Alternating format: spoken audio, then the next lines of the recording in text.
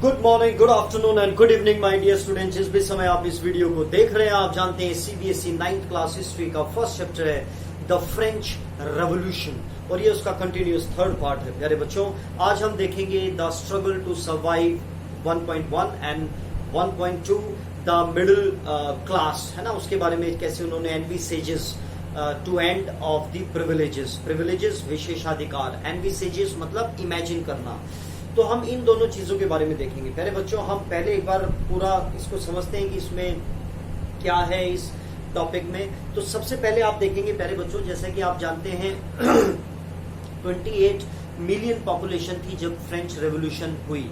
तो 1715 में, यानी कि जैसे आप बुक खोलते हैं 1715 में 23 मिलियन पॉपुलेशन थी, जो कि 15 से 89 तक आते आते 28 मिलियन पॉपुलेशन हो गई। ठीक है, तो पहली चीज तो आपको याद रखनी है। साथ में आपको क्या ध्यान रखना है प्यारे बच्चों, कि आपको साथ में एक टाइमलाइन बनाते हुए चलना है। तो सबसे पहली डेट कौन सी आई है? 1715, है ना। तो उसके आगे आप लिखेंगे पॉपुलेशन 23 मिलियन, फिर आप लिखेंगे 89 में बहुत सारी चीजें हुई, ओल्ड रिजीम, न्यू रिजीम। एक तो 89 में एक फ्रेंच रेवोल्यूशन हुई, फिर 89 में ही आप देखेंगे जो पॉपुलेशन है वो 28 मिलियन हो गई। तो इस तरीके से आप एक इसका फ्लो चार्ट सा बनाते हुए चलेंगे टाइमलाइन का। पिछले वीडियो में जैसे आपने देखा था, हमने देखा कि फ्रांस की पॉलिटिकल सिचुएशन क्या थी, जिसमें हमने किंग और क्वीन के बारे में देखा। फिर हमने देखा इकोनॉमिकल सिचुएशन, उसमें हमने देखा कितना डेट है, किसको कहाँ पे कितना लिवरेज देना है, किस तरीके से वो अपना सरकार काम चला रही है, टैक्सेस का क्या सीन है, कैसे वो क्लर्जी लेते हैं और कैसे गवर्नमेंट और किस तरीके से फ्यूडल जो है वो अपना टैक्स वसूलते हैं। साथ में हमने देखा था सोशल डिवीजन, है ना। तो पॉलिटिकल, इकोनॉमिकल एंड सोशल। अब हम देख रहे हैं कि कैसे और ज्यादा लोगों में जो है मतलब गरीबी कैसे आ गई, निर्धनता कैसे आ गई। तो पहली चीज आपने देखी कि जो पॉपुलेशन है वो 1715 में 23 मिलियन थी, जो कि 89 में आते आते 28 मिलियन होगी। इसके कारण क्या हो गया, जो डिमांड ऑफ फूड है वो बढ़ गई, राइट। डिमांड ऑफ फूड बढ़ गई। तो डिमांड ऑफ फूड जब बढ़ गई तो उससे क्या हुआ, जो प्रोडक्शन है, यानी कि जो अभी ऐसा तो है नहीं कि उस समय इतनी टेक्नोलॉजीज थी, तो जो प्रोडक्शन है could not meet the pace होता है स्पीड, यानी कि प्रोडक्शन उस हिसाब से नहीं बढ़ी जिस हिसाब से डिमांड बढ़ गई किसकी, फूड की। और प्यारे बच्चों, इकोनॉमिक्स में एक फंडा हमेशा याद रखना कि जब भी डिमांड बढ़ जाती है तो प्राइस भी रेट हो जाता है, इंक्रीज हो जाता है ना। डिमांड होगी तो उस चीज की रेट, मतलब क्वांटिटी जब कम होगी तो डिमांड ज्यादा होगी और उस वजह से प्राइस भी ज्यादा होगा। तो सो प्राइसेस इंक्रीज, ठीक है। तो ये तीन चीजें आप देख रहे हैं। हमने पहले पॉपुलेशन देखा, फिर हमने देखा डिमांड ऑफ फूड बढ़ गई और वो जो उसकी प्रोडक्शन है वो उस स्पीड से नहीं बढ़ पाई खाने की। तो इस वजह से क्या हुआ, प्राइस जो है वो राइस हो गया, किसका, फूड का। स्टेपल जो डाइट होती है ना, स्टेपल का मतलब होता है प्यारे बच्चों जो हमारी मेन डाइट है। जैसे हम बंगाल की बात करें तो चावल है, हरियाणा या पंजाब की बात करें तो रोटी है ना। तो इस तरीके से स्टेपल डाइट बोलते हैं, आप बुक में भी देखेंगे। फिर आप देखेंगे जो वर्कर्स हैं वो एज अ लेबरर काम कर रहे हैं और उनकी जो सैलरी है वो फिक्स है, right. Worker as a labourer काम कर रहे हैं और उनकी सैलरी जो है फिक्स है। उस समय की हम बात कर रहे हैं 1789 के टाइम पे। तो इससे क्या हुआ कि जो पेस है, जैसे हमने यहाँ पे देखा था प्रोडक्शन का पेस, इसलिए जो सैलरी जो इंक्रीज होने की जो स्पीड है वो कम है as compare to the high price. तो प्राइस जो है वो ज्यादा स्पीड से बढ़ रहा है और उनकी सैलरी उस हिसाब से नहीं बढ़ रही है। इस वजह से एक वाइडन गैप हो गया, यानी कि बहुत ही गहरा गैप हो गया बिटवीन रिच एंड पुअर। तो 3 points in food, 3 points in workers. फिर आप देखेंगे ड्रॉट एंड हेल। ड्रॉट का मतलब होता है बेटा सूखा, एंड हेल का मतलब होता है जब ओले पड़ जाते हैं, यानी कि सूखा और ओले जब पड़ जाते हैं तो उस समय जो हार्वेस्टिंग है, जो फूड की जो मतलब जो उसकी प्रोडक्शन है वो कितनी कम हो जाती होगी। और ये जो चीज है, ये जब सिचुएशन आती है जब हम बिल्कुल जो हमारी बेसिक रिक्वायरमेंट्स हैं जब हम उसको भी पूरा नहीं कर पाते हैं because of an number of reasons, तो उसको बोलते हैं सबसिस्टेंस क्राइसिस। क्राइसिस तो होता है मतलब एक बुरा वक्त, है ना। सबसिस्टेंस यानी कि बहुत बुरा वक्त। तो और ये जो सबसिस्टेंस क्राइसिस है ये ओल्ड रिजीम में बहुत आती रहती थी, फ्रीक्वेंटली आती रहती थी। और ओल्ड रिजीम किसको बोलते हैं? 1789 को। तो प्यारे बच्चों, ये आपका फर्स्ट पार्ट है, इसको हम एक बार देखते हैं कि आपकी बुक क्या कहती है।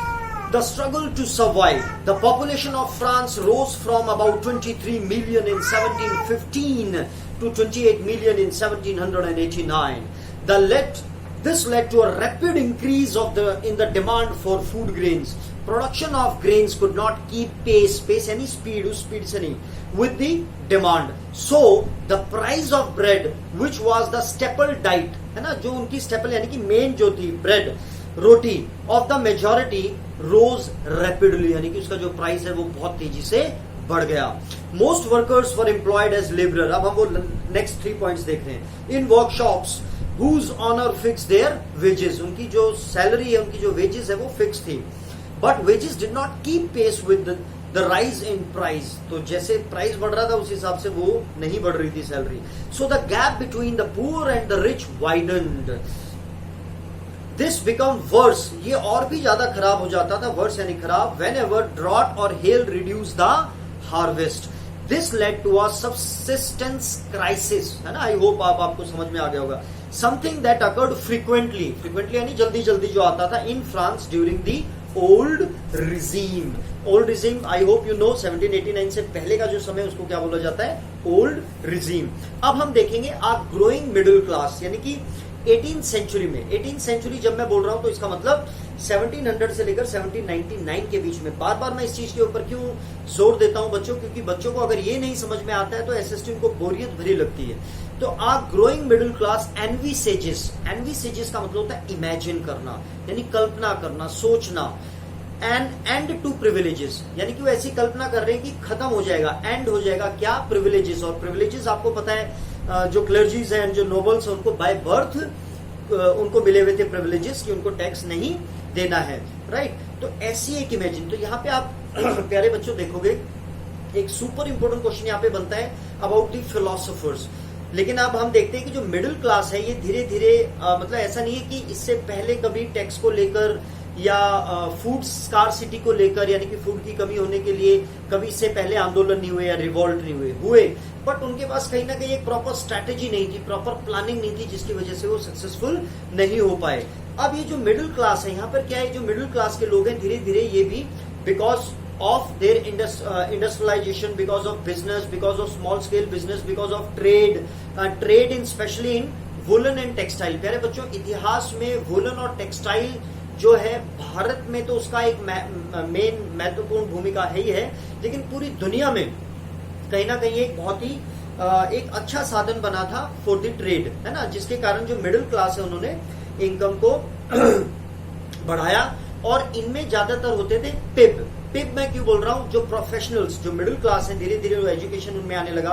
तो जो प्रोफेशनल्स थे like lawyers, teachers, like administrators, तो ये क्या है, सब पढ़े लिखे लोग थे. तो इन्हीं में से कुछ ऐसे फिलोसोफर्स होते हैं जो कल्पना करते हैं ऐसी चीज की कि ऐसा होना चाहिए और वो बहुत ही नजदीक लगता है कि ऐसा हो सकता है. तो यहां पर आपको 5 बेसिकली फिलोसोफर्स का नाम याद रखना है. और उसको आप कैसे याद रखेंगे, जे मैम, है ना. तो जे फॉर मतलब जागलान आप कह सकते हैं, जे मैम यानी मैडम, जैसे सर एंड मैम. तो जे मैम से हम याद रखेंगे और वेरी इंपॉर्टेंट है for your future prospect also. तो सबसे पहले आप जे देखेंगे, जिसमें आप देखेंगे जीन जैक रूसो या जॉन लॉक, किसी को भी आप कर सकते हैं, जॉन लॉक या जीन जैक रूसो. तो जॉन लॉक, प्यारे बच्चों ये बहुत इंपॉर्टेंट है, डायरेक्ट क्वेश्चन 5 मार्क्स में आ जाता है कि फिलोसफर्स का क्या रोल रहा फ्रेंच रेवोल्यूशन में, राइट. तो आपको ये 5 फिलोसफर्स के बारे में पता होना चाहिए. तो सबसे पहले जैसे ही मैं बोल रहा हूं, वैसे याद करना थोड़ा सा मुश्किल हो जाता है, कैन अंडरस्टैंड. तो जैसे मैं बोल रहा हूं जॉन लॉके, वैसे तो लॉके आप इसको लोके बोले, लेकिन मैं जॉन लॉक ही बोलूंगा, इसको ई लास्ट में आप लगाएंगे.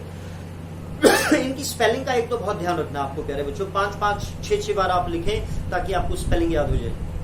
जॉन लॉक बोलते ही आपको ताला याद आ जाना चाहिए, और ताला अकेला किसी काम की नहीं होता है जब तक चाबी ना हो उसके पास. ताला और चाबी यानी कि टू ट्रीटीज ऑफ गवर्नमेंट, है ना. इन्होंने किताब लिखी थी 2 ट्रीटीज ऑफ गवर्नमेंट. आप देखेंगे सामने मैंने बुक लिखी हुई है 2 ट्रीटीज ऑफ गवर्नमेंट, यानी कि 2.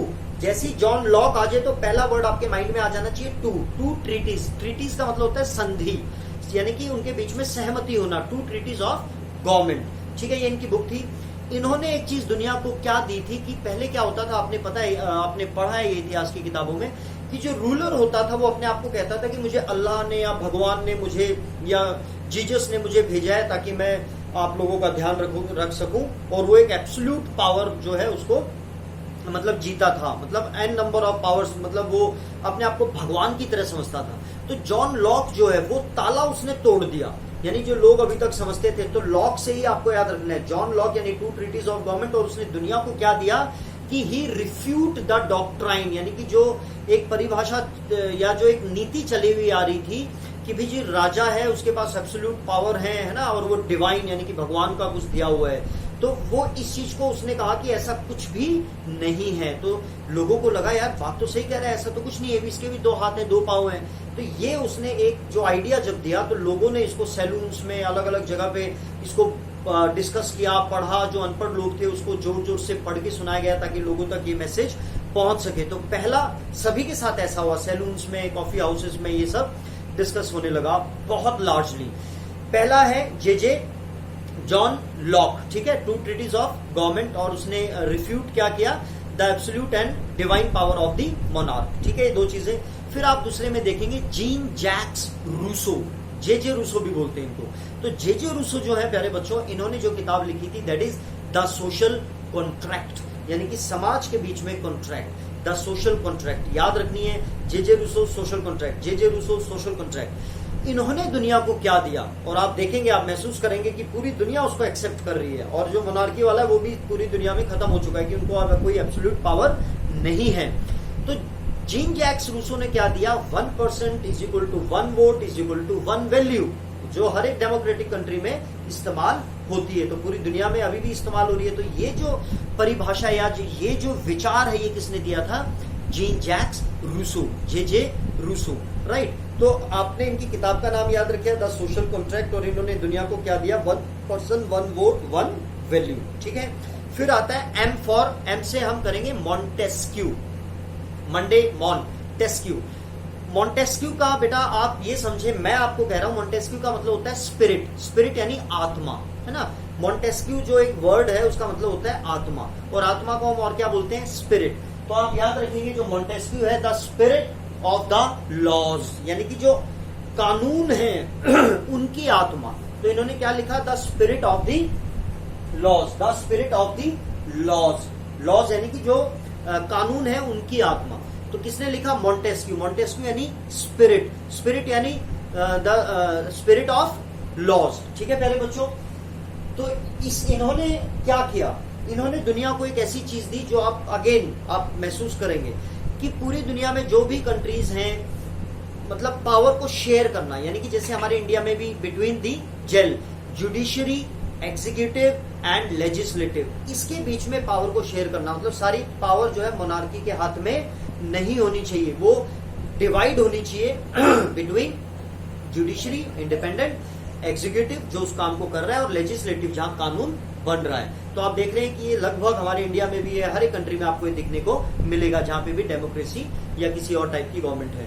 तो आप देखेंगे कि इन्होंने ये चीज दी। फिर जो ए से आप याद रखेंगे दैट इज एबे सी एस, हम कहते थे ना अबे इधर आ, अबे इधर आ, तो ए बी बी ई अबे, SIEYES, यस, अबे सी एस। अबे सी एस जो है प्यारे बच्चों, ये क्लर्जी से थे, है ना, ही वॉज अ प्रीस्ट। तो हमने पहले तो कॉमन देखे तीनों, है ना, लेकिन तीनों वेरी इंपॉर्टेंट, देखो दुनिया को क्या क्या दिया है। ये जो 2 हैं इनके सिर्फ आपको नाम याद रखने हैं, और ये क्या थे वो याद रखने हैं। ये थे, हमने सबसे पहली स्टेट क्या देखी थी, क्लर्जी यानी कि प्रीस्ट, जो चर्च से रिलेटेड है, तो ही वॉज अ प्रीस्ट। अबेसियस, इन्होंने एक पंफलेट लिखा था। पंफलेट क्या होता है, जो हम अखबारों के बीच में देखते हैं, एक पन्ना सा एडवर्टीजमेंट के लिए। इन्होंने एक पंफलेट लिखा था, what is the third state, question mark, यानी कि इन्हीं के में एक पंफलेट है। ये बुक्स हैं जो हमने देखी है, लेकिन ये जो है ये एक पंफलेट है, what is the third state, state यानी कि जो कॉमन पीपल वाली थर्ड है, first state, second state and third state, what is the third state. तो हमने देख लिया कॉमन जो 3 थे, जे एम, हमने फिर ए देखा, और अब हम दोबारा देखेंगे एम को। और जो ये एम है दैट इज मीरा व्यू, इसको हम देखेंगे फ्रॉम नोबल क्लास। ये कहां से थे, नोबल फैमिली से बिलोंग करते थे, फ्यूडल, है ना, नोबल को हम और क्या बोलते हैं, feudal.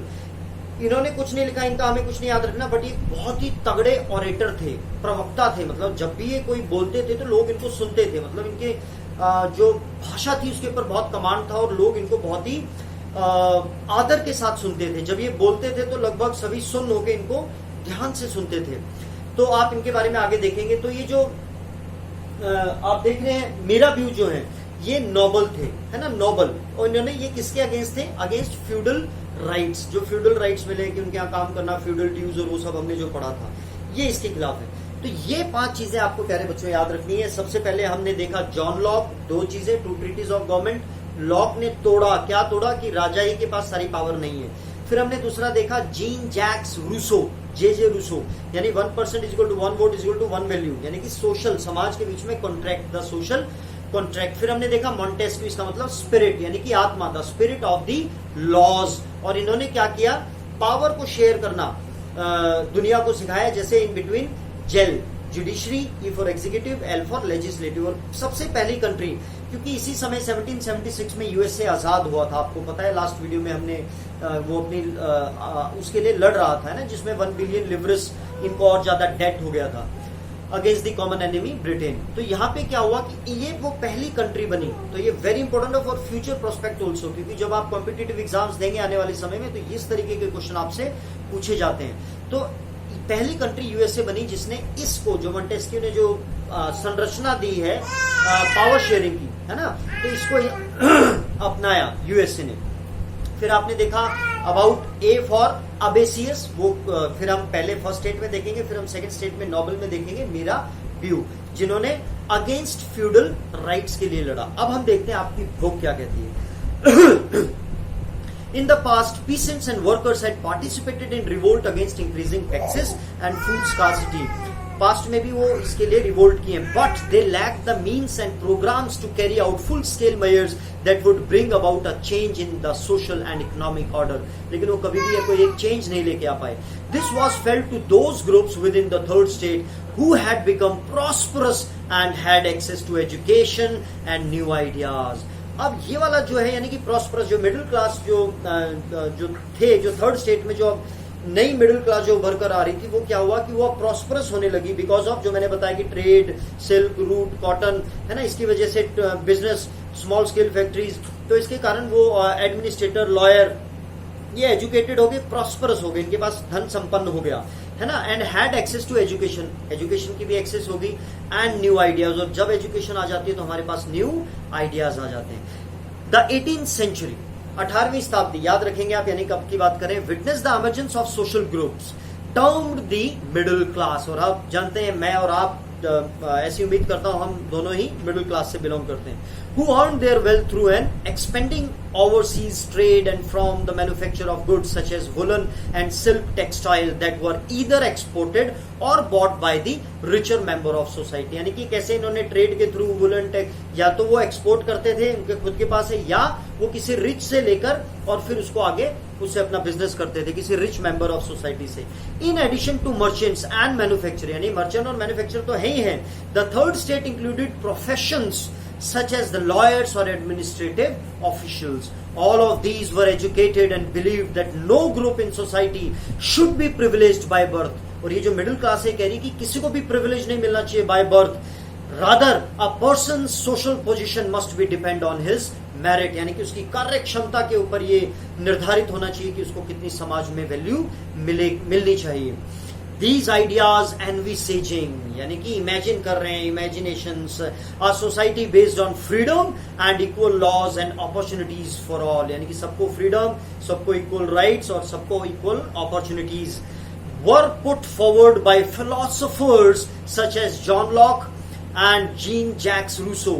In his 2 treatises of government, John Locke sought to refute, यानी तोड़ा, उसको प्रूव किया कि ये गलत है, द डॉक्ट्राइन, यानी जो नीति चल रही थी, of the divine and absolute right of the monarch, यानी कि जो मोनार्क अपना राइट समझता है वो सही नहीं है। Rousseau carried the idea forward, proposing form of government based on a social contract between people and their representative. In the spirit of the laws, Montesquieu proposed a division of power within the government between the legislative, the executive, and the judiciary. This model of government was put into force in the USA after the 13 colonies declared their independence from Britain. The American Constitution, जो America में जो constitution बना, and its guarantee of individual right was an important example for political thinkers in France. यानी कि उन्होंने जो ये rights दिए, इक्वल राइट्स दिए, वो एक बहुत ही बड़ा सोर्स बना, यानी कि आइडियाज कहीं से आए, अडॉप्ट किया यूएसए ने, और वो फिर जो फ्रांस की पीपल है उनको एक बहुत ही तगड़ा उन्होंने आइडिया दिया। The ideas of these philosophers were discussed intensively, बहुत ज्यादा उनको डिस्कस किया गया इन सैलॉन, सैलॉन यानी कि जहां बैठ के हम पानी वगैरह पीते हैं, चाय पीते हैं, या जहां पे हम बाल वगैरह कटाते हैं, coffee houses, and spread among people through books and newspaper, book के थ्रू, न्यूज़पेपर के through. These were frequently read aloud in groups for the benefit of those who could not read and write, यानी कि लोगों ने इतना भी मेहनत की कि जो लोग नहीं पढ़ पा रहे हैं उनके सामने जाकर उनको लाउडली बोलकर पढ़ना, ताकि लोग भी उसको समझ सकें। The news that Louis XVI planned to impose further taxes to be able to meet the expenses of the state generated anger and protest against the system privileges, यानी कि जो लुइस 16 है, जो सोच रहा है अपना टैक्स इंक्रीज करने का, तो आप समझ रहे हैं कि नीचे नीचे जो है अब मतलब एक काफी आग जो है निकल चुकी है। तो वो कहीं ना कहीं अब आप समझ सकते हैं कि फिर ये क्या काम करेगा, है ना। वहां से वो लोग वैसे परेशान और यहाँ से वो टैक्स बढ़ाने की बात कर रहे हैं। I hope these two topics are clear to you my dear sons and daughters. ये वाला क्वेश्चन सुपर इंपोर्टेंट है, आपको फ्यूचर प्रोस्पेक्ट तक याद रखना है, नॉट ओनली इन 9th। तो this is for your click, this is the small first part, right, and this is the larger one. God bless you all. Love you all.